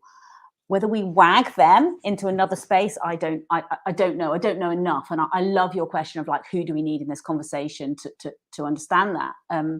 So I'll stop there, because I've probably reached the maximum I can give on the answer. Other than, you know, I want to stay in that tail, and I want to reach out from the tail and keep prodding the head and go, what up, what up, what up? You could do this, you could do this, you could do this, you could do this, and help them improve. And at the moment, that's the space I'm in. I'm not actively sort of lighting fires in their reception area when I go to visit them. Maybe I will in time become so radical and activist that that's all I want to do. But right now I want to bowl up and then go, like Mark does, go, come on guys, this could be so much better. You are missing a massive trick. You know, look 10 years ahead. this is what it could be like, and and be get the tail to change the head's direction. Jessie, may I bind your two questions together? Because for me, they go hand in hand. What you were asking Mark also about memory in agriculture, and what you were saying. I mean, I think we all want to be in the tail, especially all of us. We agree. We stay with you in the tail, Becky, because that is where it happens. Also in the frugal way, in the experimental way, but binding this back also to circular economy. We keep talking about circular, but circular is also quite short term somehow. Because if we want to go towards regenerative cities or productive cities, we need to take it 10 steps further. Like recycling is the last opportunity. It's like the emergency call, sort of like it needs to be now. We need to evacuate. But if we look long term, we talk about bio-based very often, not for everything, but creating that balance much more. And then I think also that we need to look at our landscapes as productive landscapes and continuous. There is no, farming is outside of the city and not inside. This is streets, this is buildings. It needs to become a continuous. And I think that there also, I mean, we're somehow starting also just a dye garden just here in the city. But we see projects such as here in the Netherlands, there is the linen project where they're starting to grow and harvest linen in the cities. Can we use all of these empty spaces? Can we change our idea of cities to become circular, productive, regenerative, happy, humane again? And that means involving nature and going back to our memories, to our traditions as well, and bridging them back with new technologies to take 3 steps backwards and take a new turn to the right, to the left, I don't know, to a new dimension, and do it, because it's an emergency. We don't have any more time. To build on that, I absolutely love the idea of changing the way a city works, and to build linen and flax and jute, to build into little pockets. We've got amazing guerrilla gardening activities that happen now, but walking from my Airbnb to here is a 1.5 mile walk, which is lovely. I pass no shops. I don't pass one shop or one garage. It's really, really weird. But what I do pass is I pass absolutely shed loads of redundant ground. Why is it not productive? What could we be growing there? And when you begin to look at, I mean, hemp is littered with problems because of the British government, well, they fail on many, many levels at the moment, including the agricultural elms process. But in terms of understanding that we don't all want to smoke it, like if we actually might want to make soap or clothes or something useful or rope out of it, to be able to fill every pocket on my way here with something productive, amazing. That removes transport. To Becky's point earlier, if we keep it local, we keep it sane, and that has to be the way forward. I absolutely love that's getting quite nutty here. I'm going to have to probably jump out in a minute, Jessie. I'm really sorry about that. We'll just be sorry to miss you, but if you disappear, we'll understand. And we thank you already for your great contribution to this discussion. Thank you, Mark. We've got another question, which I think is somewhat interesting and gets us a little bit back to where we were before, from Tommaso Oliveri. How do you see the growth of apps dedicated to selling used objects and clothing? And this is connected, I think, to Paolo's question about changing people's perceptions of used or new being chic or things you want to have. And I've actually been seeing television ads for some of these new apps very recently, and they seem to be all of a sudden have the money for television ads, at least. So something's happening there. Any comments? Yeah, you go. Okay, just very quickly then. Yes, this is so important, especially as we're looking at the next generation, and this is how they interact with the world, even each other from across the room. They are, messaging each other. I'll give you an example of behavior change with an app. during lockdown, I wanted to do more exercise, get out, do things. And that self-motivation to change behavior can be really hard on your own. But a local gym had an app and you have to book in. And then, because of COVID, it's restricted. And then you have to book in advance, 8 days. And suddenly you're thinking, I'm going to have an exercise class in 8 days' time. And I'm going to design my whole working diary around making sure I go to it. And the app was utterly essential at changing my behavior and my attitude. And it sort of it doesn't happen without that. Sometimes we need to sort of like our behavior to be nudged and supported, so that we're only at the beginning of the mountain, really, of understanding how apps and other technologies can help us circulate and recirculate goods sort of in virtuous peer-to-peer ways outside of the big brands. And also then we can be part of loops that are, peer to business and all those other ones. We kind of can't do it without the technology, is my answer. And we need to get on the case, because apps could be really engaging. We could replace quite quickly the 13-year-olds going to Brandy Melville with getting the sweat tops that they pay a lot of money for, within a 2-mile radius in a city. But that app's not quite there yet. But by the sounds of it, they're coming.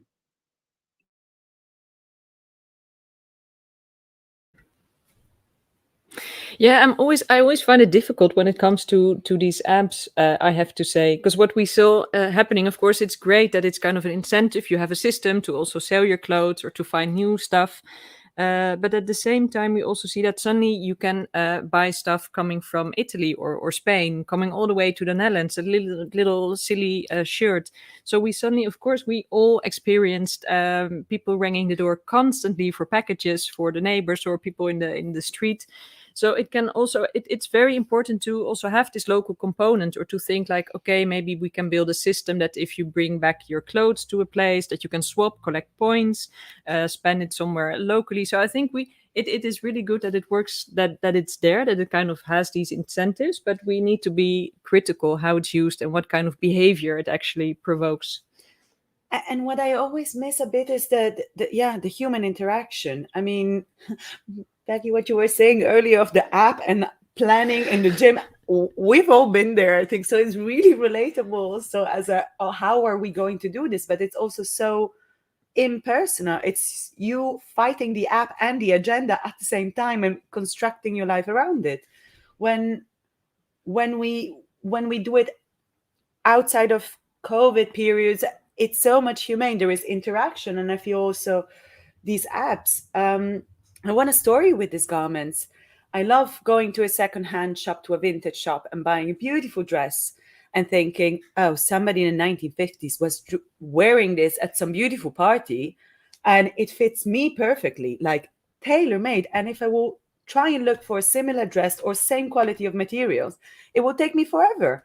And I go to nice secondhand shop and I find incredible pieces, and they don't have to be crazy price. They are often really, really reasonable, offering you something in between. And yeah, I think apps miss this this feeling of personal, but also the story behind it. And yeah, I'm still having this issue of not being able to touch the material and feeling already excited about it beforehand somehow, which is part of the experience we usually have in shops, and that buying something new, and it feeds all that kind of feeling. So that's what I want in an app. I wanted to shout at me, look how amazing I am, look what my story is. Some of the apps are also branded as you can buy more because you can sell more easier. so every time I see that, I'm like, oh no, this is going the wrong way. So if we can work towards that, that would be wonderful. I think it's like great comments, and I think it's like different strokes for different folks, and it's not a yes no answer. It's never black and white, and it's some people will buy secondhand, but they really don't want the backstory. And we've done Yeah. research. We've done research around that. So we need to sort of almost neutralize some products. We need to sell some products with their stories to people like us who appreciate them and value the textile chain and want to know. But then, you know, there needs to be, it's just about getting more nuanced in this space. I wanted to give you an example of secondhand shops here, and a project I've done called Chariosity, which I haven't published yet, but the charity shops were losing 30 million a month during lockdown. And, you know, we took a really good look at them, and we brought 100 people together into workshops to sort of understand how we could redesign the charity shop. And one of the big impacts is the apps on them, because now people are buying through Depop and Vestiaire and all the rest of it. They don't need to go into the charity shops. So the project work we did was reimagining what those shops could be, because what they offer is experience, community, tactility. So the barriers to people changing their behavior from buying new in one click and having it delivered to going to find that thing in the charity shop is about how we redesign some of those secondhand spaces as well. They do need to be supported by technology too. So what you want are a lot more people going in and actually being able to find things more quickly that they're after. To replace the purchase of a new blue zip-up hoodie by knowing that there's a blue zip-up hoodie for 1/10 of the price, barely worn, and it's a short walk away, and you're supporting a charity by going to buy it. So we need the apps to sort of bridge some of those barriers too. I think it's fascinating, and I'd love us to start looking much more at how we can integrate these technologies to help the flows, to understand the flows, and to meet all these different needs, all these different tastes.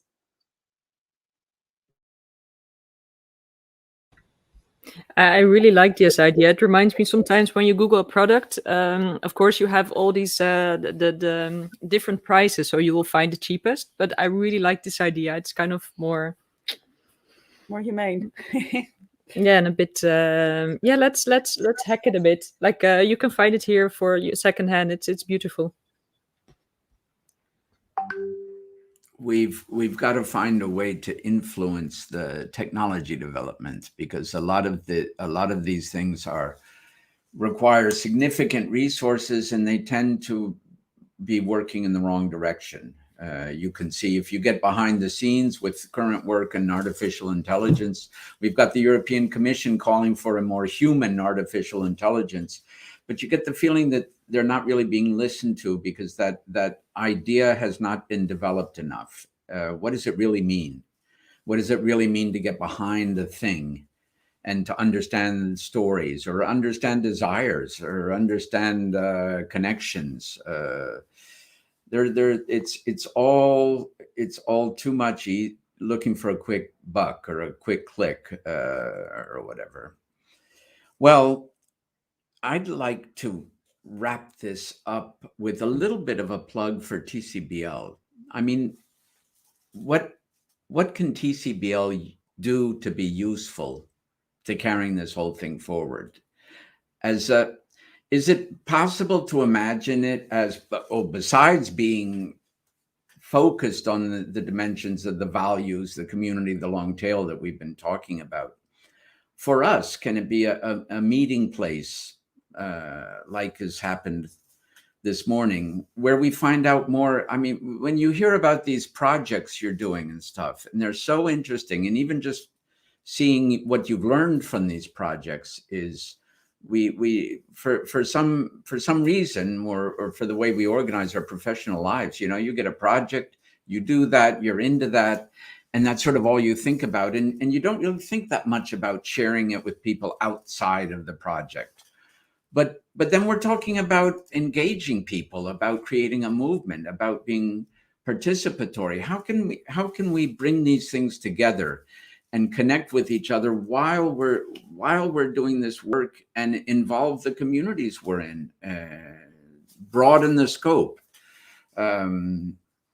Just some final comments on that, and we'll use that to feed into the future, thinking about how can TCBL work? How can how can it be structured?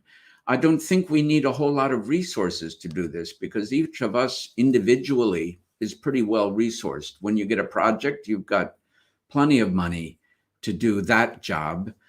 But what about if we were to share that? All that value seems to end up on the shelves. How can we keep that value alive? How can we keep the? Some of you spoke of projects like Trash to Cash, which I've heard a lot about. But how can I get at what really happened there, and how can we share that? How can we somehow turn that into a common resource?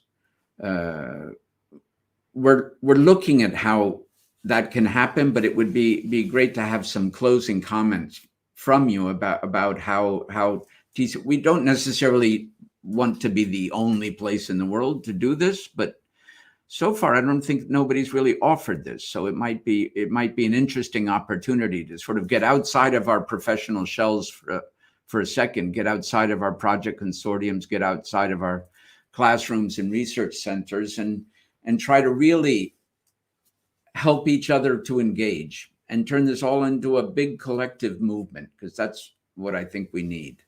So some final thoughts on that. Okay, I'll jump in, because, you know, the big problem to this, so my heart's in it, but my infrastructure is tricky. So to get research funding, you have to have a certain level of excellence and rigor and approach. And, you know, this, you know, in a nutshell, it's really hard to share the research when you're based in a university, because you're competing for funds, and because if I say too much here, those ideas, I don't get to publish them later, and then if I don't publish, you know, what do they say? Publish or die. So I'm glad we're different. We're based differently, you know, on this call, because I will put forward the perspective that the thing that needs to change is the way in which academic research is developed, supported, and shared.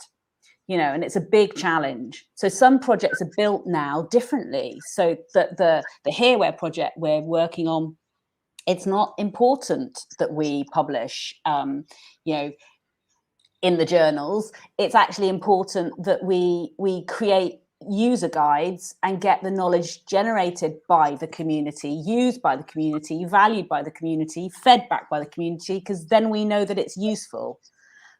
But it's, to get to that, you still got to come from a place of rigor and sort of excellence. Yeah. So there are stages to this, and we've got to understand a bit more about the interactions between academic research, open research, what we both call knowledge exchange between us guys. You know, these different moments where deep research goes on, and then you've got something you've really tested and you can hang your hat on, and then you can share. The problem is that deep stuff can take too long, get really tied up in IP, especially if there's a technology partner on board. Then you're really stuck, because you just can't get past that technology barrier where things are very protected to protect the interests and all that investment that's gone beforehand.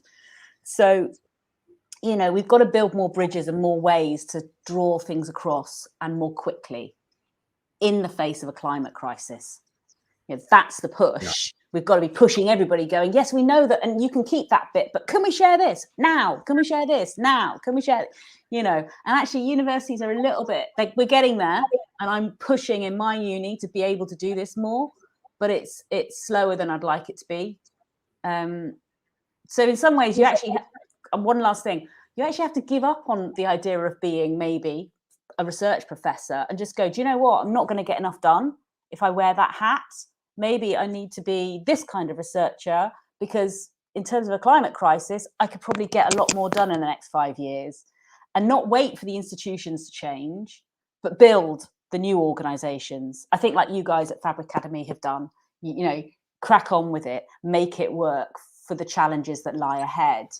Don't forget about us, because we will, and my team who are doing PhDs, we still need that deep research. but we probably just have to understand our interrelationships and our benefits and our flows and our ways of sharing now. And I think and in that sense, we need each other, because I mean, in Fabricademy, we often joke that we're building a plane while flying it with passengers on board, and we're writing down instructions and passing them behind, and it's all happening at the same time. And that's a very agile way, but we need each other. And even there, it's so complementary. And I think for the first time 3 years ago in Fabricademy, we had an amazing PhDer. She's doing her PhD at a university and tapping in and out of Fabricademy at different moments. And there we start seeing, okay, there is something there that we don't have as Fabricademy, and there is something that's missing at the university, and we can sort of like bridge this. And this is this complementarity of networks for me again. And that is the power that, if we're all the same, it's not going to work, because then we're just walking in this sort of line. Well, if we start really going everywhere and highlighting each other's expertises and knowledge and plus and minuses points and be honest about them, I think we got a chance. Yeah, and also because it's not so much only about what we do, but how we do it. So that is a big part of the solution, how we do it. Yeah, absolutely. Stay tuned. That's it for this morning. Stay tuned this afternoon, because afternoon we'll be looking in Slovenia at the business perspective, because we've got the same issue with people and companies opening up, collaborating, working together. But we'll see how that's happening this afternoon. And for now, I just can't thank you enough. Great contribution. I've loved this conversation and also your talks this morning. Thank you very much. And we look forward to hoping to see you in our coming sessions. Bye to everyone.